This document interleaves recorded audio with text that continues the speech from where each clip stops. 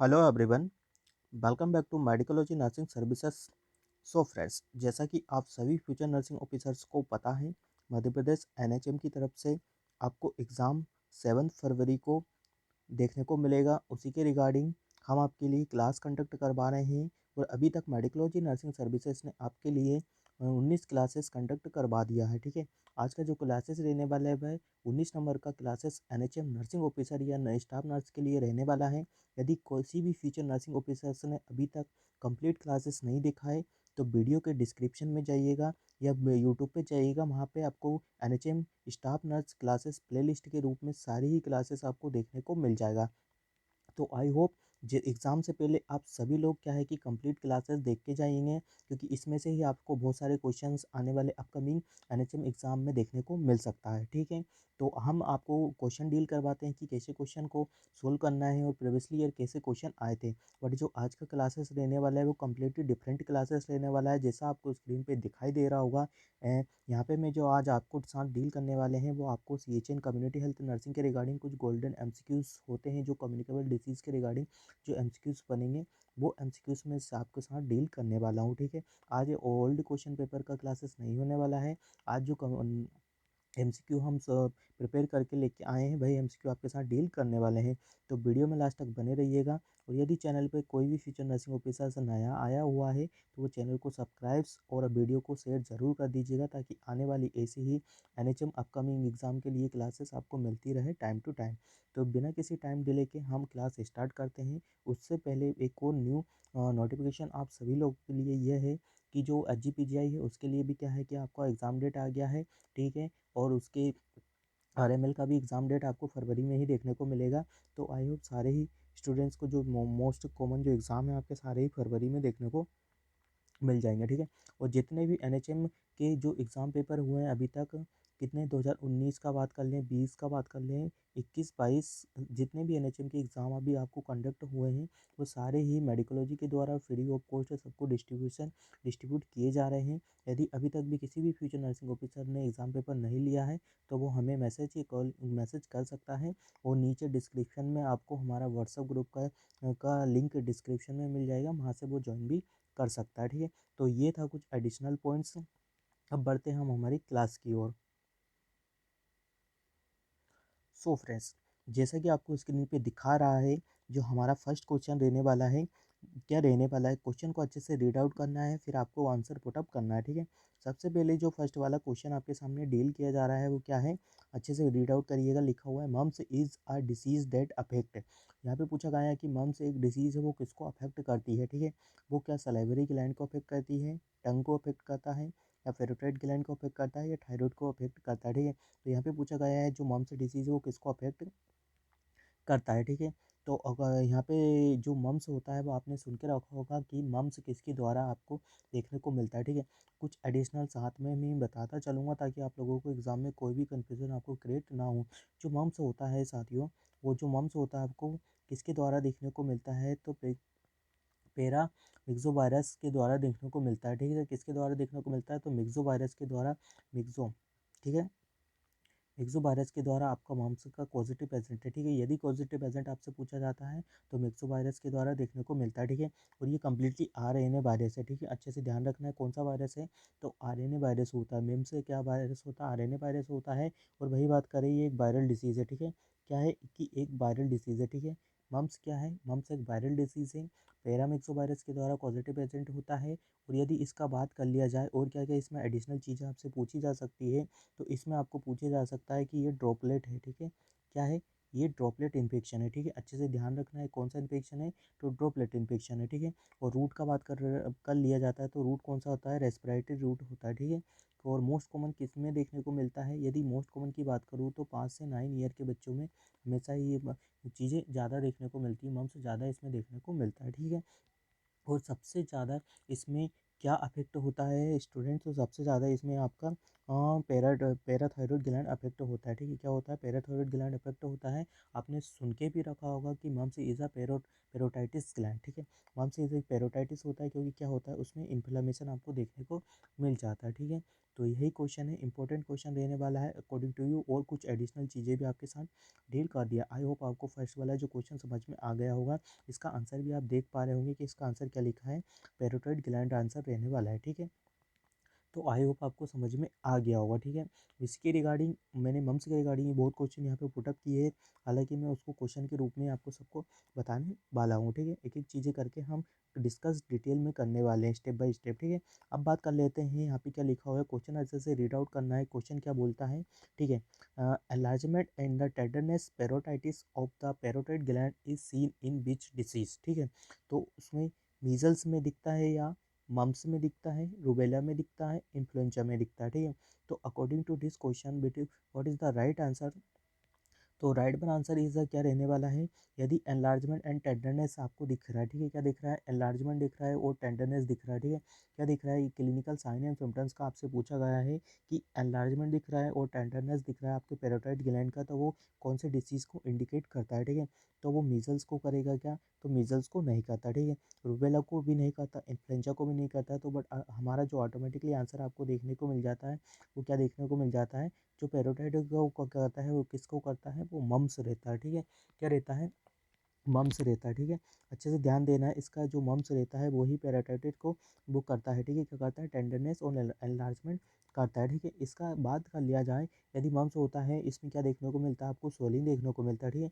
जो clinical signs symptom पूछे जाते हैं कभी कभी, क्या देखने को मिलता है, स्वेलिंग देखने को मिलता है, एरिथमा देखने को भी मिलता है, ठीक है। और जो स्वेलिंग होता है वो बिफोर स्वेलिंग एंड इन्फ्लेमेशन भी देखने को मिलता है। और क्या क्या चीज़ें देखने को मिलती है, फीवर भी देखने को मिलता है, एंड देन मलेरिया भी देखने को मिलता है, ठीक है। बट मोस्ट कॉमन यदि बात की ली जाए इसमें, तो आपको पेरोटाइटिस देखने को मिलता है, कि देखने को मिलता है, पेरोटाइटिस देखने को मिलता है, ठीक है। तो आई होप आपको समझ में आ गया होगा, ठीक है। और एक और बहुत ही इंपॉर्टेंट चीज़ होती है इसमें, कभी कभी पूछा जाता है कि जो मम्स होता है, ठीक है साथियों, वो कब तक, पीरियड ऑफ द कम्युनिकेबिलिटी कितना रहता है, ठीक है। क्या पूछा जाता है? पीरियड ऑफ द कम्युनिकेबिलिटी, ठीक है। तो यहाँ पे 4 to 6 डेज बिफोर रहता है, ठीक है। और 1 वीक आफ्टर रहता है, ठीक है। 4 to 6 week, 4 to before, 4 to और आफ्टर भी देखने को मिलता है, ठीक है। पीरियड ऑफ द कम्युनिकेबिलिटी क्या रहता है, कि वो एक जो डिसीज़ कंडीशन होती है वो उससे नहीं होने से पहले भी वो इन्फेक्टेड कर देती है, और इंक्यूबेशन पीरियड ख़त्म होने के बाद भी वो क्या कर सकता है, आपको इन्फेक्टेड कर देता है। तो आपको प्रिकॉशन यूज़ में ये रखना है कि 4 to 6 डेज बिफोर भी हो जाता है और आफ्टर भी हो जाता है, जब तक क्योर हो जाता है उसके बाद भी आफ्टर 1 वीक तक ये डिसीज़ कंडीशन, ये पॉजिटिव एजेंट आपकी बॉडी में प्रेजेंट होता है, ठीक है। तो आई होप आपको समझ में आ गया होगा, ठीक है। अब बात करते हैं हम नेक्स्ट नंबर के क्वेश्चन का, क्योंकि मम्स के रिगार्डिंग आपसे इसमें बहुत सारे क्वेश्चन भी आपको देखने को मिलेंगे, ठीक है। बहुत सारे क्वेश्चन भी इसमें आपसे देखने को मिलेंगे, ठीक है। अब बात करते हैं हम नेक्स्ट नंबर के क्वेश्चन का, जो कि रहने वाला है बहुत ही important, incubation period of the mumps is, ठीक है। तो यहाँ पे पूछा गया है कि इंक्यूबेशन पीरियड क्या रहता है मम्स का, ठीक है। तो बहुत ही इंपॉर्टेंट क्वेश्चन है और बहुत ही शानदार क्वेश्चन यहाँ पे बोट अप हुआ है, ठीक है। क्या इसका 18 दिन रहता है, 10 डेज रहता है, 14 डेज रहता है, या ओनली 5 दिन रहता है, ठीक है। तो यहाँ पे इंक्यूबेशन पीरियड होता है। इंक्यूबेशन पीरियड क्या होता है, कि जो वो डिसीज कंडीशन होती है कि इस इंक्यूबेशन पीरियड में वो डिसीज इतने पर्टिकुलर डेज में वो पर्सन की बॉडी में वो हो जाती है, ठीक है। मतलब ओक्योर हो जाती है या डिसीज कोज कर सकती है, ठीक है। तो यही इंक्यूबेशन पीरियड होता है। तो according to this question, incubation period कितना होता है मम्स का? तो जो मम्स का इंक्यूबेशन पीरियड होता है साथियों, वो 14 दिन रहता है, ठीक है। एक एवरेज रहता है 14 से लेकर 16 डेज भी आप बोल सकते हो। बट जो क्वेश्चन आपसे कभी कभी एग्जाम में पूछा जाता है, हमको हमेशा ही क्वेश्चन के रिगार्डिंग ही आंसर करना होता है, ठीक है। तो यहाँ जो एमसीक्यू पुटअप हुआ है उसमें यही आंसर देखने को मिल रहा है, ठीक है। क्या ही देखने को मिल रहा है? तो यही आंसर आपको देखने को मिलता है, ठीक है। तो इसमें जो इंक्यूबेशन पीरियड रहता है वो आपको कितना रहता है, तो जो इंक्यूबेशन पीरियड रहता है वो आपको incubation period of the month से कितना देखने को मिलता है, तो 14 से 16 डेज इसका एक एवरेज पीरियड देखने को मिलता है। 14 से 16 एक एवरेज होता है, ठीक है। क्या होता है? एवरेज रहता है, ठीक है। बट ऑप्शन में जो दिया है वो देखने को मिलता है 14 डेज, ठीक है। तो राइट आंसर आपको क्या देखने को मिलेगा? 14 डेज राइट आंसर देखने को मिलता है, ठीक है। तो आई होप आपको ये चीज़ें समझ में आ गई होगी। बात करते हैं हम नेक्स्ट नंबर के क्वेश्चन का, कि जो सीएचएन के लिए बहुत ही इंपॉर्टेंट क्वेश्चन रहने वाला है, commonest complication of the mumps is, ठीक है। तो यहाँ पे पूछा गया है कि commonest complication of mumps is, तो ओर्चाइटिस एंड ऑर्थराइटिस रहता है क्या, एंसेफेलाइटिस रहता है क्या, निमोनिया होता है क्या, या मायोकार्डाइटिस होता है क्या। तो मोस्ट कॉमन कॉम्प्लिकेशन यहाँ से आपसे मम्स का पूछा गया है, ठीक है। क्या पूछा गया है, मोस्ट कॉमन कॉम्प्लिकेशन मम्स का पूछा गया है। तो बात करें हम, मायोकार्डाइटिस नहीं होता है, ठीक है। ये मायोकार्डाइटिस आपके हार्ट रिलेटेड कंडीशन में देखने को मिलता है, ठीक है। अच्छे से ध्यान रखना। न्यूमोनिया आपका रेस्पिरेटरी सिस्टम से बिलोंगिंग करता है, ठीक है। एंसेफेलाइटिस आपका किस में देखने को मिलता है, ब्रेन वगैरह में देखने को मिलता है, ठीक है। अब बात करें, हमने हमारे एलिमिनेशन टेक्निक यूज़ करके, सारे ही एलिमिनेशन टेक्निक यूज़ करके हमारा जो राइट वन आंसर आपको देखने को मिलेगा वो क्या देखने को मिलेगा, तो जो आपका आंसर होता है वो अकॉर्डिंग टू क्वेश्चन वो राइट वन आंसर आपको ओचाइटिस और ऑर्थराइटिस देखने को मिलता है। और ऑप्शन के रिगार्डिंग आपका आंसर ऑटोमेटिकली जनरेट हो जाता है यदि आप स्टूडेंट्स क्या करते हैं, एलिमिनेशन पैटर्न को यूज़ करते हैं। एलिमिनेशन पैटर्न जैसा हम हर क्लास में आपको अच्छे से बताते हैं कि एलिमिनेशन पैटर्न वो होता है कि हमको छांटना होता है कि जो क्वेश्चन से रिलेट नहीं करते हैं वो ऑप्शनों को हम हटा देते हैं, और फिर जो लास्ट में ऑप्शन आपके सामने बचता है वही ऑप्शन आपके लिए क्या है, राइट वन आंसर जनरेट हो जाता है, ठीक है। तो यही एलिमिनेशन टेक्निक बहुत ही इंपॉर्टेंट होता है यदि आप एमसीक्यू पैटर्न के एमसीक्यू सॉल्व कर रहे हैं तो, ठीक है। तो commonest complication of the mumps is orchitis और ऑर्थराइटिस देखने को मिलता है, ठीक है। ये मोस्ट कॉमन किस में देखने को मिलता है, तो ओर्चाइटिस का आपको पता है कि क्या होता है, ठीक है। इसमें क्या देखने को मिलता है, टेस्टिस का स्वेलिंग हो जाता है, ठीक है। कि ओर्चाइटिस मेल में क्या हो जाता है, टेस्टिस का स्वेलिंग देखने को मिलता है इन मेल में। और बात करते हैं ऑर्थराइटिस क्या देखने को मिलता है, इसमें ओबरी का क्या हो जाता है, आपको स्वेलिंग देखने को मिलता है, ठीक है। ये दोनों ही केस में देखने को मिलता है, चिल्ड्रन की कंडीशन में देखने को ज़्यादा मिलता है, ठीक है। चिल्ड्रन हुआ उनकी कंडीशन में ज़्यादा देखने को मिलता है, ठीक है। और क्या क्या चीज़ें होता है, तो इसमें पेनकिराटाइटिस भी हो जाता है। कॉम्प्लिकेशन का यदि बात करें तो इसमें पेनकिराटाइटिस भी कॉम्प्लिकेशन के रूप में देखा जा सकता है, ठीक है। मेनिंजाइटिस भी हो सकता है, बट मोस्ट कॉमन जो क्या देखने को मिलता है आपको, मोस्ट कॉमन ही की बात पूछा जाता है तो ओर्चाइटिस एंड ऑर्थराइटिस आपको ये राइट वन आंसर देखने को मिलेगा, ठीक है। बात कर लेते हैं हम नेक्स्ट नंबर के क्वेश्चन का। क्या पूछा है, one of the major complication due to mumps in male is. यहाँ पे पूछा गया है कि one is the major complication, जैसा मैंने आपको अभी बताया था कि कॉम्प्लिकेशन में कॉमनेस्ट कॉम्प्लिकेशन पूछ लिया था, बट इस क्वेश्चन में आपसे क्या पूछा गया है, इस क्वेश्चन में पूछा गया है आपसे कि one of the major complication due to mumps in male, male में पर्टिकुलर मेल में पूछा गया है कि पर्टिकुलर मेल में कॉम्प्लिकेशन क्या हो सकता है, वीकनेस एंड फटीग रहेगा क्या, स्टेरिलिटी हो सकता है क्या, एयर एक हो सकता है, या इनफर्टिलिटी हो सकता है, ठीक है।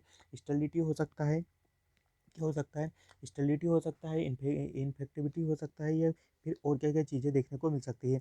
तो यदि आप मेल का बात कर रहे हैं तो मेल का जैसा अभी बताया था मैंने, किसका देखने को मिलता है, उसमें टेस्टिस का आपको क्या देखने को मिलता है, इन्फ्लेमेशन हो जाता है, ठीक है। इन्फ्लेमेशन हो जाता है जिसकी वजह से क्या देखने को मिलेगा आपको, इनफर्टिलिटी मेल में हो जाता है, ठीक है। तो जो कॉमनेस्ट कॉम्प्लिकेशन होता है मम्स का इन मेल का बात करें तो क्या देखने को मिलता है, इनफर्टिलिटी देखने को मिलता है, ठीक है। क्या देखने को मिलता है, इनफर्टिलिटी आपको देखने को मिलेगा, ठीक है। तो आई होप आपको कॉमर्स कॉम्प्लिकेशन और जो मेल का कॉम्प्लिकेशन है वो भी समझ में आ गया है। कभी कभी जो क्वेश्चन बनता है यहाँ से मेल का ना देके फीमेल का भी पूछ लिया जाएगा, तो उसमें भी आपको राइट वन आंसर आपके अकॉर्डिंग देना है, जैसा मैंने अभी आपको डिटेल में डिस्कशन किया था, ठीक है। तो आई होप आपको ये एमसीक्यू समझ में आ रहे होंगे। और मैं बार बार बोल रहा हूँ, किसी भी फ्यूचर नर्सिंग ऑफिसर्स को मध्य प्रदेश एनएचएम के एग्ज़ाम पेपर चाहिए तो वो फ्री ऑफ कॉस्ट सबको ही मिल जाएंगे। यदि अभी तक भी किसी भी फ्यूचर नर्सिंग ऑफिसर्स ने एग्ज़ाम पेपर नहीं लिया है, मैं उसमें बता देता हूँ आपको, 2019, 2020, 2021, 2022 के सारे ही एग्ज़ाम पेपर आपको देखने को मिल जाएंगे। और ये सारे एग्ज़ाम पेपर आपको कैसे देखने को मिल जाएंगे, तो सारे एग्ज़ाम पेपर आपको फ्री में देखने को मिल जाएंगे, ठीक है। फ्री में मिल सकते हैं, आपको क्या करना है, 9754573292, ठीक है। इस नंबर पे हमको मैसेज करना है और आपको सारे exam paper free of cost देखने को मिल जाएंगे, ठीक है। तो ये था कुछ एडिशनल चीज़ें, बढ़ते हैं हमारे नेक्स्ट एमसीक्यू की ओर। बात करते हैं हम नेक्स्ट एमसीक्यू क्या पूछ रहा है, which of the following childhood infection may be cause of infertility in male. तो यह भी क्वेश्चन रिपीटेड क्वेश्चन है, बेशक जैसा मैंने आपको बताया। तो जो इसके लिए राइट वन आंसर देखने को मिलेगा वो आपको ओबियसली मम से ही देखने को मिलेगा, क्योंकि मैंने अभी डिटेल में डिस्कशन किया है कि वह कौन सा कॉम्प्लिकेशन होता है जिसकी वजह से मेल में देखने को मिलता है। तो आई होप ये क्वेश्चन भी आपको अच्छे से समझ में आ गया होगा, ठीक है। अब बात करते हैं हम नेक्स्ट नंबर के क्वेश्चन का, period of the maximum infectivity in mumps is during is. तो यहाँ पे पूछा गया है कि कौन से पीरियड में जो मम्स होता है वो क्या ज़्यादातर पीरियड ऑफ इन्फेक्टिविटी कोज कर सकता है, ठीक है। Period of the maximum infectivity in mumps is during is, तो इंक्यूबेशन पीरियड में कर सकता है, ऑनसेट ऑफ द सोलिंग में कर सकता है, आफ्टर सोलिंग में कर सकता है, या प्री ट्रोमल पीरियड में कर सकता है, ठीक है। तो जो मम्स होता है वो सबसे ज़्यादा इन्फेक्टिविटी किस में कर सकता है, तो सबसे ज़्यादा ऑनसेट ऑफ द सोलिंग में कर सकता है, ठीक है। किस में कर सकता है, ऑनसेट ऑफ द सोलिंग होता है, जिसमें क्या कर सकता है वो ज़्यादा इन्फेक्टिविटी कोज कर सकता है, जिसमें क्या होता है कि वो जैसा आपको पता होगा कि जैसा मैंने बताया 3 to 4 डेज बिफोर करता है और वो 1 वीक का क्या करता है आफ्टर करता है, ठीक है। तो ये आई होप आपको ये वाला क्वेश्चन भी अच्छे से डील में समझ में आ गया होगा, ठीक है। अब बात करते हैं नेक्स्ट नंबर के क्वेश्चन का, which of the following disease is capable of infecting others before its onset of illness, ठीक है। तो जैसा अभी ये क्वेश्चन डील में बता रहा है कि which of the following disease is capable infecting others before onset of illness, illness नहीं होने से पहले ही वो क्या करता है, अपने डिसीज कंडीशन या कहे जाए तो स्प्रेडिंग या माइक्रो ऑर्गेनिज्म स्प्रेडिंग या डिसीज कॉजिंग एबिलिटी वो रखता है, वो कौन सा डिसीज है, ठीक है। तो option 1 is saying mumps, option 2 is malaria, option third is typhoid, और option fourth one is the tuberculosis, ठीक है। तो अकॉर्डिंग टू दिस क्वेश्चन जो हमारा राइट वन आंसर जाता है हमेशा ही मम्स जा रहा है, ठीक है। क्योंकि अभी तक जैसा भी बताया कि V4 ऑनसेट कर देता है, कितना करता है, 3 to 4 डेज बिफोर कर सकता है, ठीक है। तो यही आपसे एग्जाम के और यही इस क्वेश्चन में पूछा गया था कि जो मम्स होता है वो क्या करता है 3 to 4 डेज बिफोर क्या करता है आपको डिसीज़ कॉजिंग कैपेबिलिटी या उसमें अ, देखने को आपको मिलता है, ठीक है। बात करते हैं हम नेक्स्ट नंबर के क्वेश्चन का, द थ्री सी साइंस कंसर को मीजल्स आप देखने को मिलता है, ठीक है। तो यहाँ पे मीजल्स के रिगार्डिंग जितने भी क्वेश्चन थे सब सारे ही डील हो गए हैं, ठीक है। अब बात करते हैं कि इसमें आपको क्या प्रिवेंशन रखना होता है, ठीक है। आपको जो मीजल्स होता है वो आपको इसमें एयरबोर्न प्रिकॉशन रखना होता है, ठीक है। क्या रखना होता है, एयरबोर्न प्रिकॉशन रखना होता है, ठीक है। बेड रेस्ट करना होता है, ठीक है। क्या करना होता है, बेड रेस्ट, ठीक है। कभी कभी जब एग्जाम में आपसे पूछा जाता है कि यदि मम्स का पेशेंट है तो उसको एज ए नर्सिंग ऑफिसर्स आप क्या रिकमेंडेड करोगे, एज ए नर्सिंग ऑफिसर आप उसको क्या हेल्थ एजुकेशन दोगे, ठीक है। तो उसको क्या करना है, बेड रेस्ट देना है, ठीक है। क्या देखना है, उसको आपको बेड रेस्ट प्रोवाइड करवाना है, ठीक है। और यदि बात करें सपोर्ट वगैरह, जैसा आपको बता दिया है कि किसमें क्या कॉम्प्लिकेशन होता है, ठीक है। और बात कर ले जाते हैं इसमें, यदि मम्स किसी को पर्टिकुलरली किसी को हो जाता है तो इसमें आप क्या कर सकते हैं, वैक्सीन भी दे सकते हो, ठीक है। क्या दे सकते हैं, तो इसमें जो वैक्सीन दी जाती है वो 0.5 ml क्या दी जाती है, 0.5 ml से देखें तो इसमें वैक्सीन भी प्रोवाइड करवा सकते हैं। देन 1 ईयर तक भी दे सकते हैं, ठीक है। 1 ईयर तक भी हम वैक्सीन को प्रोवाइड करवा सकते हैं, ठीक है। वहाँ पे वैक्सीन स्ट्रेन देखने को मिलता है, ठीक है। तो इसके लिए भी वैक्सीन भी अवेलेबल है, यदि वैक्सीन लगवाना है तो वैक्सीन भी आपको ईजिली अवेलेबल हो जाता है, ठीक है। अब बात करते हैं किसका, मीजल्स का, ठीक है। अब बात करेंगे हम मीजल्स का भी, यहाँ पे क्वेश्चन है मीजल्स के रिगार्डिंग भी क्वेश्चन पुटअप किए है तो अच्छे से समझना है, ठीक है। Which of the following disease is capable of infecting others before it onset illness, तो ये वाला क्वेश्चन भी मैंने आपको बता दिया कि कौन सा रहने वाला है, ठीक है। तो विच ऑफ द ये भी अच्छे से बता दिया, इसमें आपको मीजल्स भी देखने को मिलता है, मीजल्स भी ऐसा होता है जिसमें क्या होता है कि कफ कोराजे और कंजक्टिवाइटिस ये भी आपको देखने को मिलता है। इसमें भी क्या देखने को मिलता है, 3 to 4 डेज बिफोर हो जाता है, ठीक है। क्या हो जाता है, 3 to 4 डेज इसमें भी बिफोर कंडीशन आपको देखने को मिलती है, बिफोर डेज हो जाते हैं आपका, रशियस नहीं होने से पहले ही क्या हो जाता है कि आपकी इन्फेक्टिविटी कम्युनिकेबल पीरियड आपका स्टार्ट हो जाता है, ठीक है। बिफोर 4 डेज, ठीक है। बिफोर 4 डेज स्टार्ट हो जाता है मीजल्स में, ठीक है। अब बात करते हैं जो मीजल्स के रिगार्डिंग जो कुछ एडिशनल चीज़ें हैं मैं पहले ही बता देता हूँ, फिर आपसे एमसीक्यू हम कंडक्ट करवाएंगे, ठीक है। जो मीजल्स होता है, ठीक है, मीजल्स क्या है, एक रेस्पिरेटरी कम्युनिकेबल डिसीज़ है, ठीक है। अच्छे से ध्यान रखना है, मीजल्स क्या है, तो मीजल्स है रेस्पिरेटरी कम्युनिकेबल डिसीज़, ठीक है। अच्छे से ध्यान रखना है, कभी कभी क्वेश्चन भी पूछ लिया जाता है कि जो मीजल्स होता है all of the respiratory communicable disease except करके क्वेश्चन पूछ लिया जाएगा, तो ठीक है आपको पता होना चाहिए, ठीक है। जो मीजल्स होता है, मीजल्स में क्या क्या देखने को मिलता है, तो सबसे पहले यदि बात कर ली जाए तो मीजल्स को अदर नेम में क्या बोला जाता है, तो मीजल को अदर नेम में रिबोला बोला जाता है, ठीक है। अच्छे से पता होना चाहिए आपको, रिबोला बोला जाता है, ठीक है। सिंगल स्टैंडर्ड रहता है, ठीक है। सिंगल स्टैंडर्ड ये रहता है, ये भी एक आरएनए वायरस है, ठीक है। अच्छे से ध्यान रखना है, ये भी एक क्या है, एक आरएनए वायरस है, और किसके द्वारा होता है, तो जो मीजल्स होता है वो आपको पैरामिक्सो वायरस, ठीक है। किसके द्वारा होता है, तो पैरामिक्सो वायरस के द्वारा होता है, ठीक है। अच्छे से ध्यान रखना है, पैरामिक्सो वायरस के द्वारा मीजल्स आपका मिक्सो वायरस के द्वारा मीजल्स कोज होता है, ठीक है। मीजल्स कोज होता है, ठीक है। और ये क्या है, एक वायरल डिसीज है, ठीक है। अच्छे से ध्यान रखना है। मीजल्स क्या है आपका, मीजल्स एक वायरल डिसीज है, पैरामिक्सो वायरस की वजह से देखने को मिलता है, ठीक है। और क्या क्या चीज़ें इसमें इंपॉर्टेंट है, तो यदि हम बात करें इसकी इंक्यूबेशन पीरियड का, ठीक है। तो जो इंक्यूबेशन पीरियड होता है मीजल्स का लेकर 10 से लेकर तो 14 दिन देखने को मिलता है, ठीक है। क्या देखने को मिलता है, 10 से 14 दिन देखने को मिलता है, ठीक है। तो आई होप ये भी चीज़ें आपको समझ में आ गए होंगे।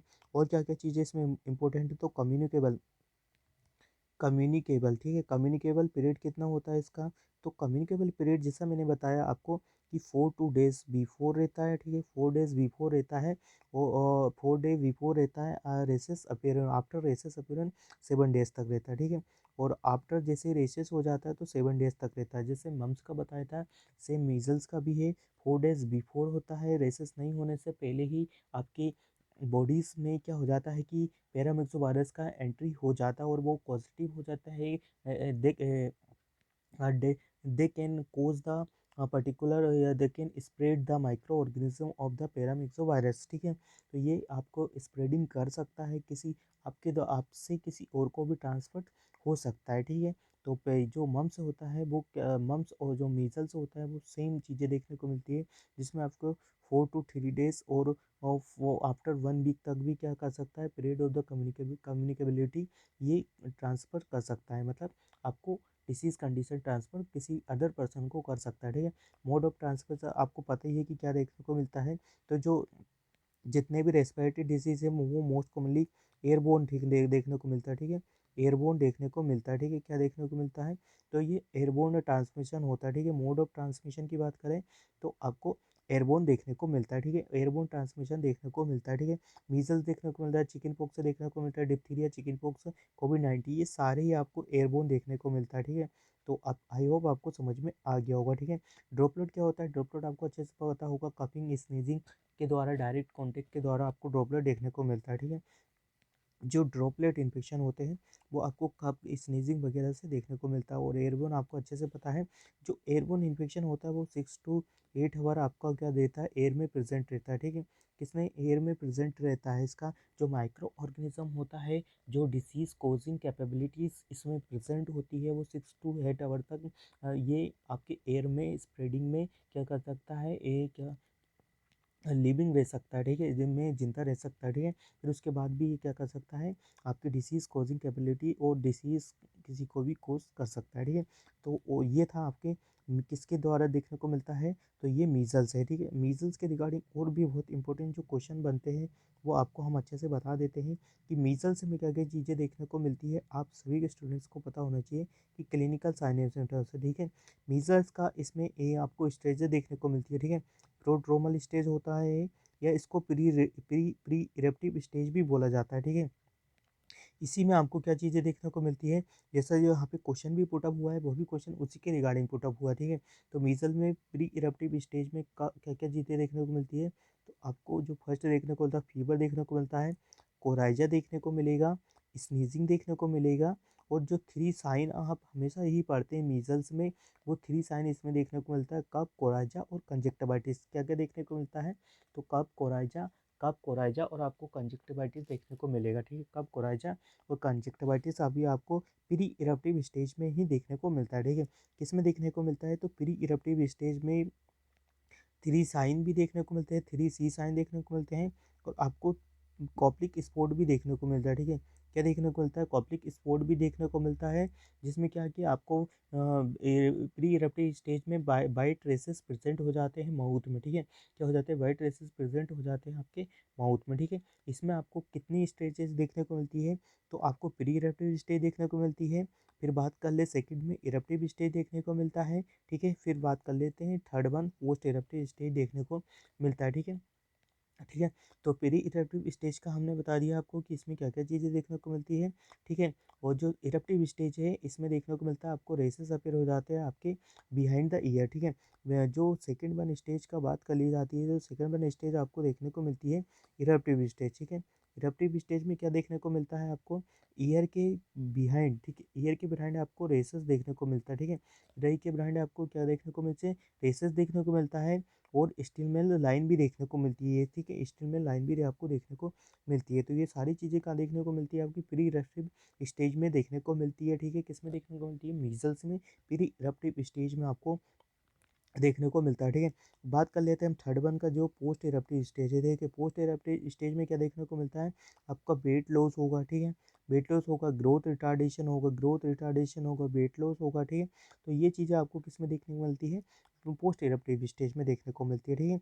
और क्या क्या है, तो इसमें मैंने स्टेजेस बता दी, इंक्यूबेशन पीरियड बता दिया, मीजल्स के अकॉर्डिंग बात कर ली जाती है इसकी कॉम्प्लिकेशन, ठीक है। कॉम्प्लिकेशन का यदि बात कर लिया जाए, तो जो मीजल्स का कॉम्प्लिकेशन है आपको देखने को मिलता है मोस्ट कॉमन, ठीक है, मोस्ट कॉमन कॉम्प्लिकेशन मीजल्स का क्या देखने को मिलता है, न्यूमोनिया, ठीक है, न्यूमोनिया मोस्ट कॉमन कॉम्प्लिकेशन है हमारे मीजल्स का, ध्यान देना है, बहुत ही इंपॉर्टेंट चीज़ है, वेरी वेरी इंपॉर्टेंट चीज़ है, ठीक है। और क्या क्या चीज़ें देखने को मिलती है, तो मीजल्स का मोस्ट कॉमन कॉम्प्लिकेशन आपको बता दिया है। फिर इसमें एक और जो कॉम्प्लिकेशन होता है SSPE देखने को मिलता है, subacute sclerosis pen encephalitis, ठीक है, subacute sclerosis pen encephalitis देखने को मिलता है, ठीक है। तो ये चीज़ें हैं, अच्छे से ध्यान रखना है। और इसके प्रिवेंशन के लिए क्या किया जाता है, वैक्सीन लगाया जाता है, अच्छे से पता है, मीजल्स का वैक्सीन 0.5 ml दिया जाता है, सबक्यूटेनियस रूट से दिया जाता है, ठीक है, 9th मंथ की एज पे दिया जाता है, ठीक है, कितना दिया जाता है, 9th मंथ की एज पे हम सबक्यूटेनियस लगाया जाता है, ठीक है।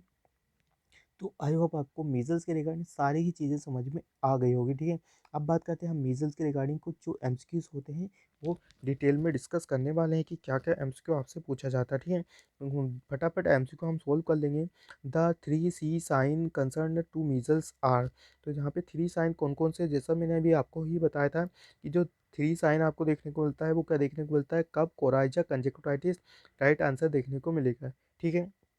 क्या क्या थ्री साइंस देखने को मिलते हैं, कफ, कोराइजा, कंजक्टिवाइटिस, ठीक है।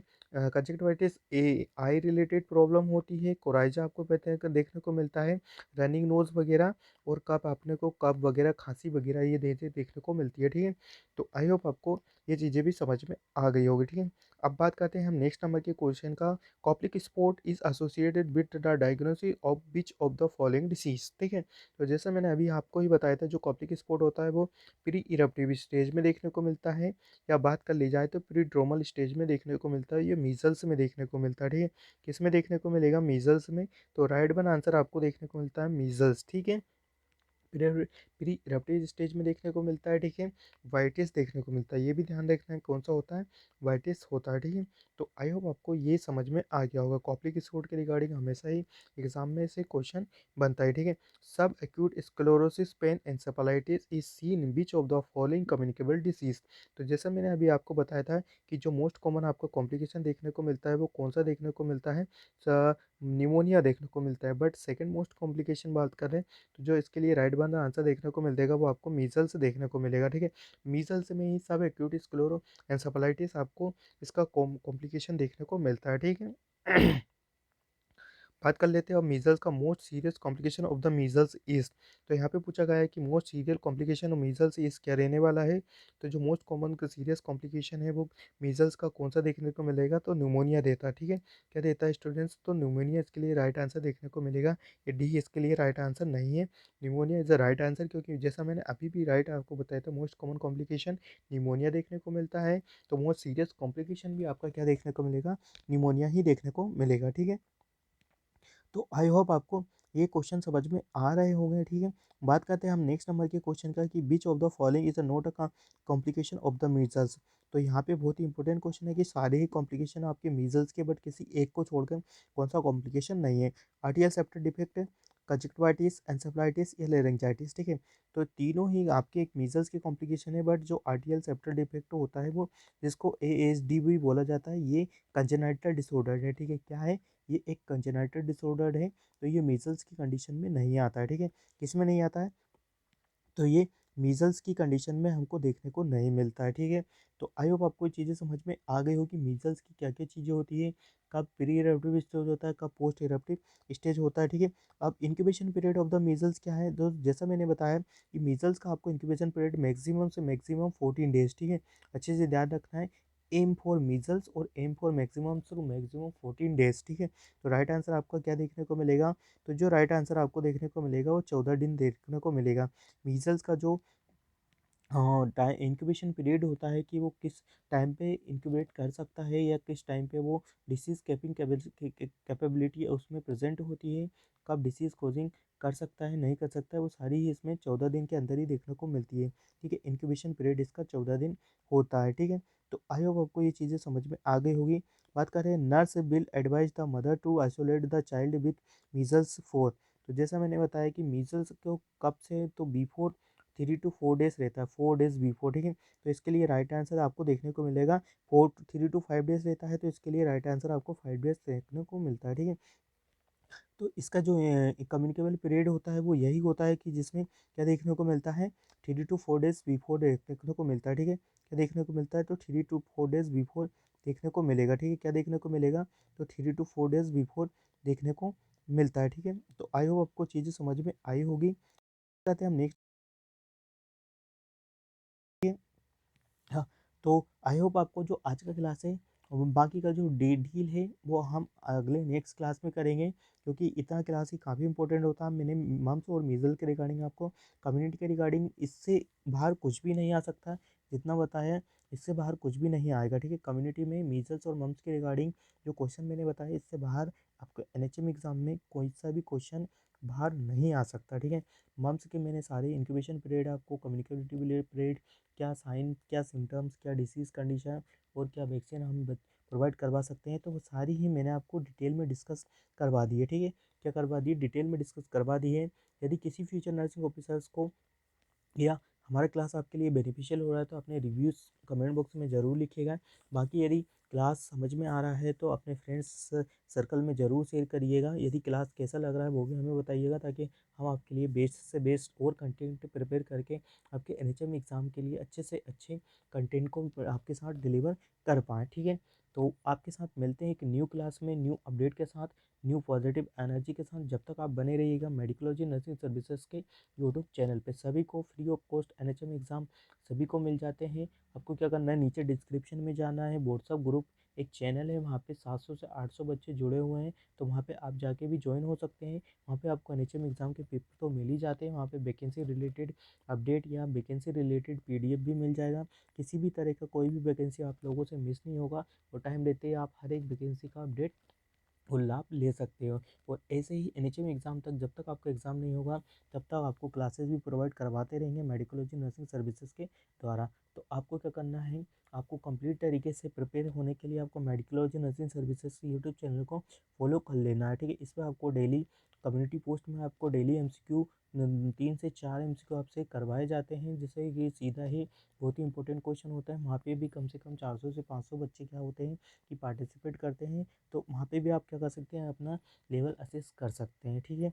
तो मिलते हैं एक न्यू क्लास में न्यू अपडेट के साथ। जब तक बने रहिएगा आप मेडिकोलॉजी नर्सिंग सर्विसेज के यूट्यूब चैनल पे। जय हिंद, जय भारत।